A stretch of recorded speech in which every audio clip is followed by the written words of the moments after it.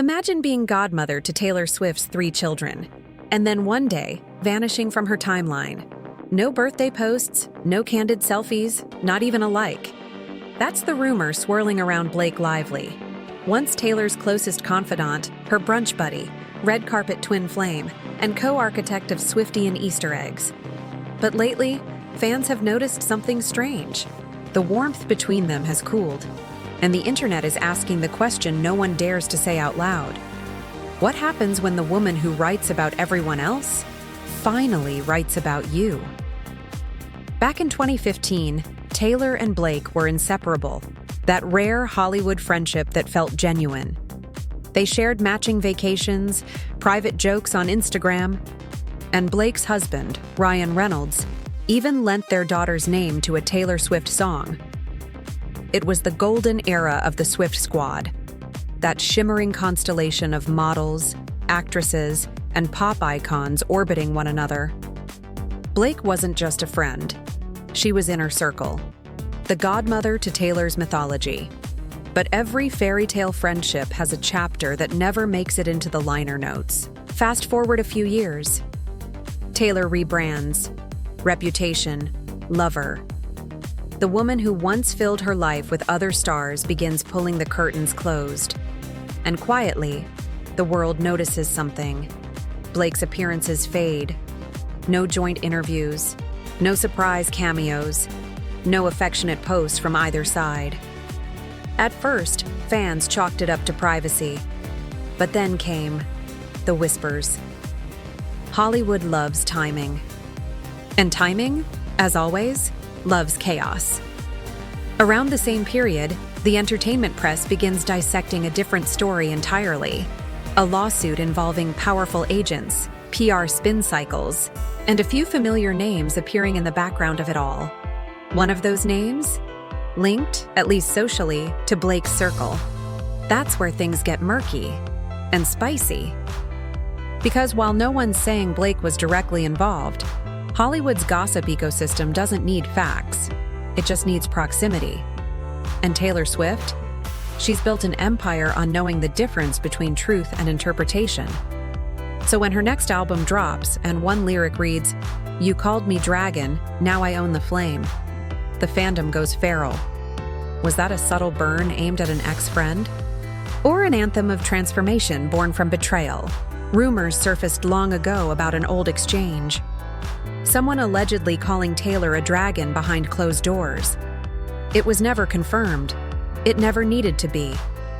Because in Taylor's universe, every rumor is potential poetry. And just like that, a single word becomes a spark, and a friendship turns into folklore. Swifties began dissecting every lyric, every timeline, every photo, and before long, the dragon theory was born. Silence in the Swift verse is rarely accidental. No red carpets, no double dates with Ryan and Joe, no friendly comment threads. When a woman who writes entire universes out of emotion goes quiet, it means the story's already being written, just not on Instagram. Meanwhile, Blake's off filming, taking on darker, riskier roles, ones that blur the line between performance and provocation. The optics shift, the gossip grows, and everyone's too polite to mention it directly. Some say Taylor distanced herself as Blake's brand turned toward controversy. Others say it was simply time, that no friendship survives the grindstone of Hollywood forever.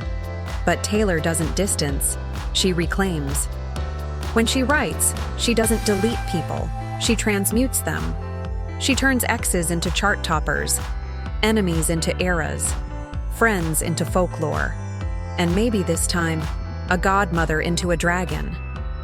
Then came The Life of a Showgirl, an album draped in theatrical glitter and whispered vengeance, a concept piece about power, image, and rebirth. Track 11, Cancelled, a chaotic, campy masterpiece about loyalty and betrayal. Fans say that's where the dragon roars loudest, because in between the wordplay and winks, there's that line again. You called me dragon, now I own the flame. Coincidence? Or confession?